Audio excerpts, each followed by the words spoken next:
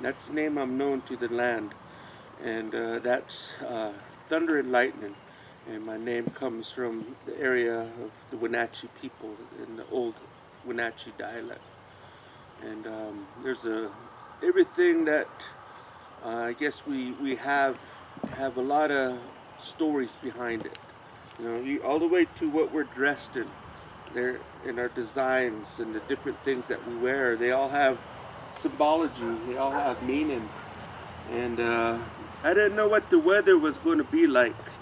Last time I was here a couple of weeks ago, I was all dressed up, and we went in there and did some filming in that lodge, and we shared a story and song and wore this. Methow Arts was really gracious and doing some videos that I'm sharing with the youth, and you might hear.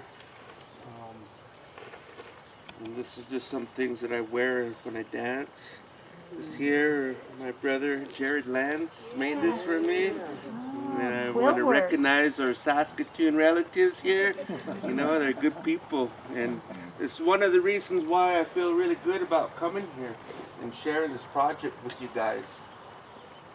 I've come here to represent what we call the Young Warrior Society.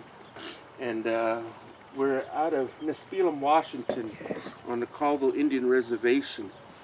And this is kind of how I've made my little bread and butter the last couple years, just making t-shirts and going around. Prior to this, I was a director for a community center.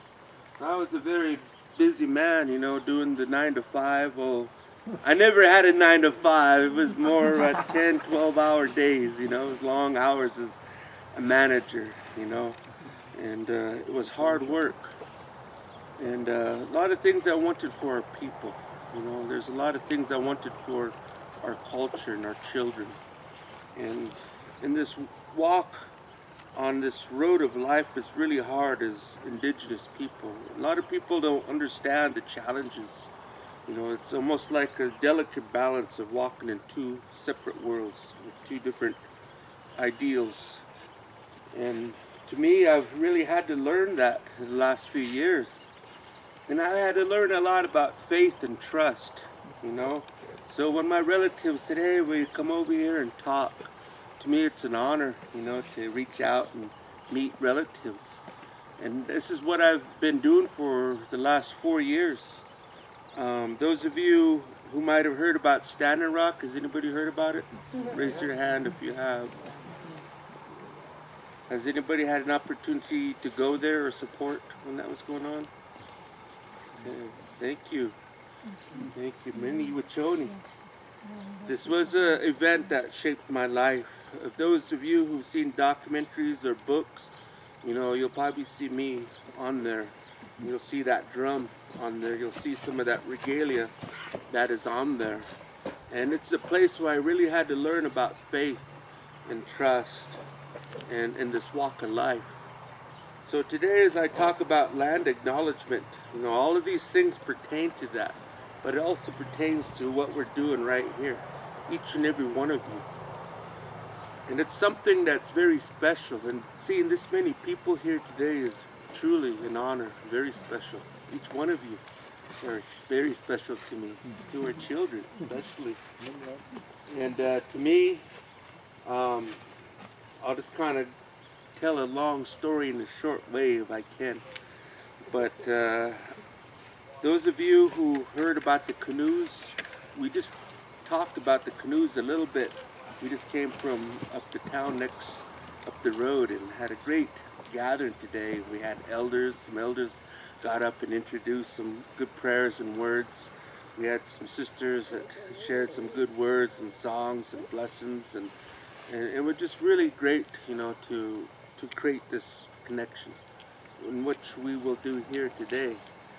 And by the time we leave here, I think we're going to have a greater connection with each other, a greater connection with yourself in this land that each and every one of you are living on right here. And this is just what comes to my heart. I speak from my heart. But I also had to speak from a place of humility and hurt and pain and struggles.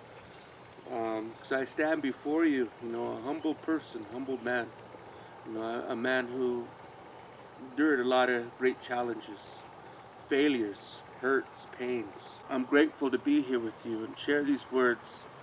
Before I talk, you probably see me and you're like, what the heck's he eating? What's this guy eating? What kind of medicine's he doing? Those of you, this is, in our language, we say ayut, or some people say ayun. You guys might say lomatium dissectum, and this is one of the plants, one of our medicine plants, one of our strong medicines, and it grows plentiful in your area up here. This one, we say haskast. This is another really strong medicine. I don't know the scientific language that you call this one, but I think you call it bear root. This is another medicine I like to use. And these are some of the things that I use in our sweat lodge and our ceremonies, and any time that I get up and talk to people, I use this medicine because I want to, this is cedar, and I want to talk to you not from a place of ego, or my own want, my own needs. I don't want none of that. I come here to talk, with this medicine from the land, in my voice, in my body, because this is what I represent. This is the medicine that I carry in here, is from the medicines from the land. All the places that we travel and go to, the good things that come to us from nature, come in here, and that's who I talk on their behalf. But also recognizing, can't see it in here, but this is seawood. That's water. Water. The first medicine. The first medicine.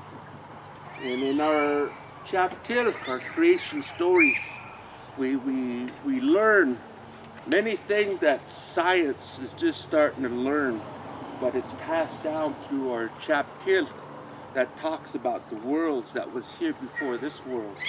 It talks about the first world with water was here. It talks about the world with Tamkula. We learn how the animal people came and brought the earth up, Mother Earth.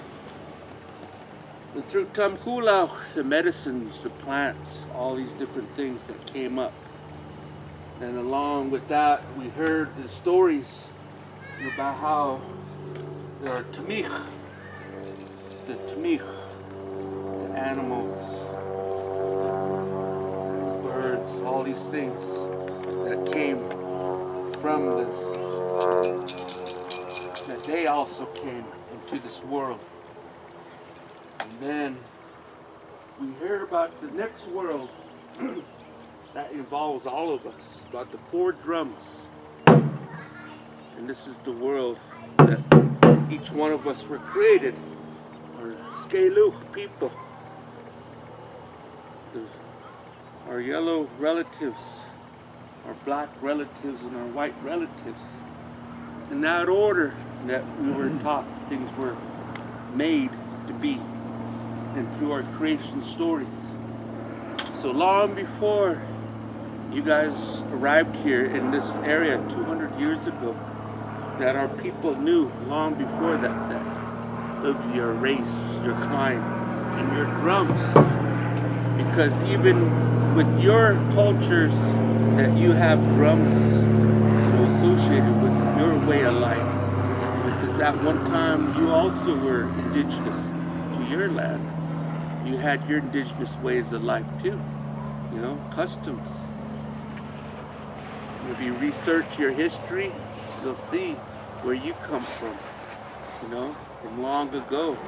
Because each one of us had responsibilities.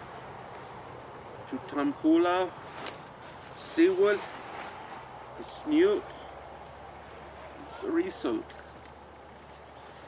the earth, the water, the air, and the fire.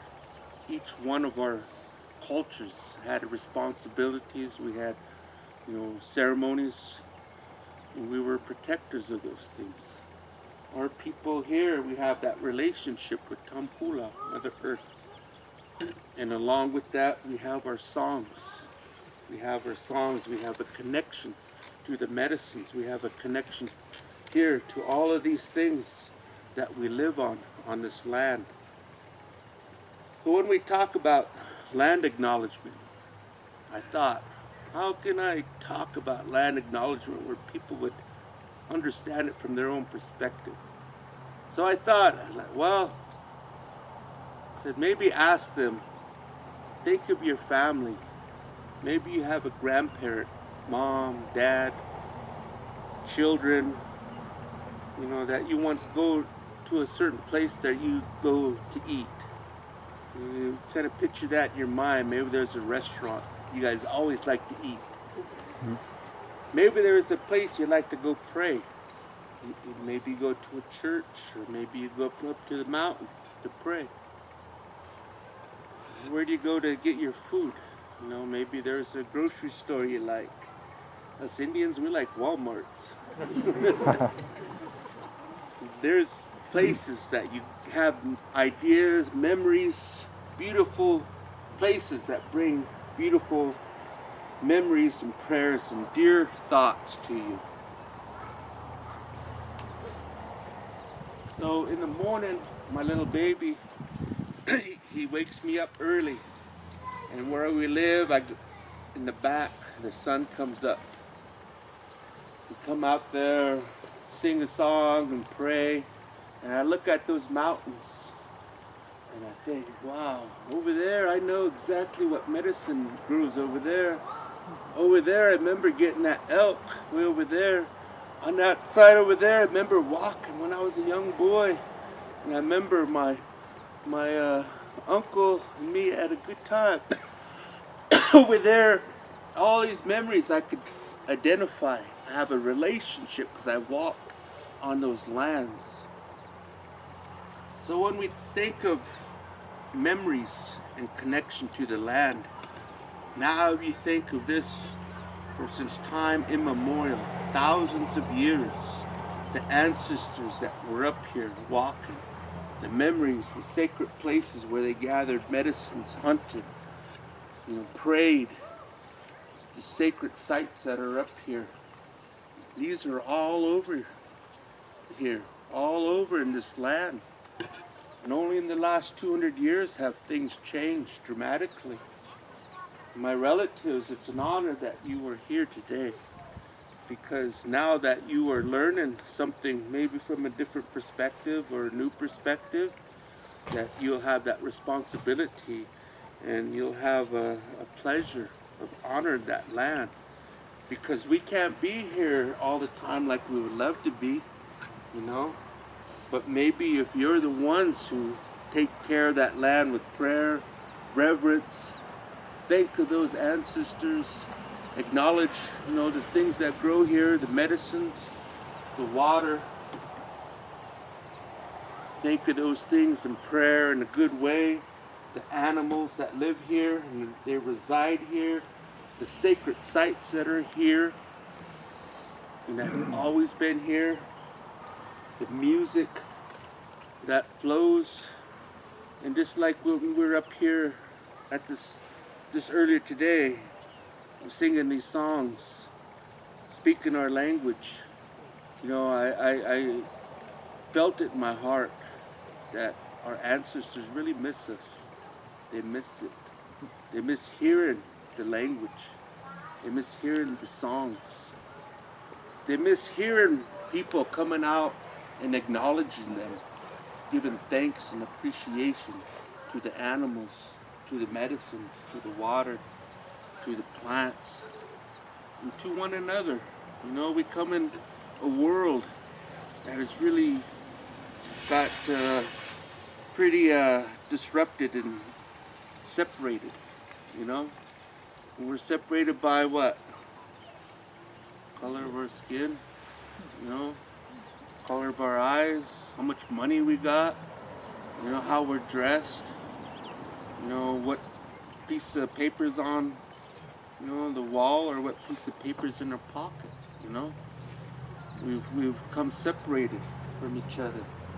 But the worst part of being separated is being separated from here, from Hula, Mother Earth. And that's the hardest part, and our people are struggling with that. So when we talk about these two worlds, that's the hardship of being indigenous, because a lot of our ways have been torn away from us. And the modern culture, the modern educational system doesn't provide that opportunity for our children to relearn those ways again. Those are often pushed to the side and forgotten about. Nowadays, this is what we learn by, right? Am I right? By the most cases. And so our children are getting distracted. We are being distracted. So when we have an opportunity like today, I think it's really special, you know, that we could, you know, get up and hear a few words. I don't proclaim myself to be anybody, you know, other than Skalu, human being. That's what we were originally called, Skalu, Skalu. And it took me years to understand that, you know, because sometimes we want to put these big titles on ourselves. I'm so-and-so is my ancestors, and, you know, I have chiefs in my lineage. I have medicine people in my lineage. But I also have some badass women in my lineage too, you know, the kind that make you sit still and behave. I have them, and I have them to thank, you know. And I love our ancestors, I love our elders dearly. So I thank you that you're here today with me. I want to thank my brothers, David, you know, for allowing me to be here with you, you know. And I want to thank you for giving me this great opportunity just to say a few words.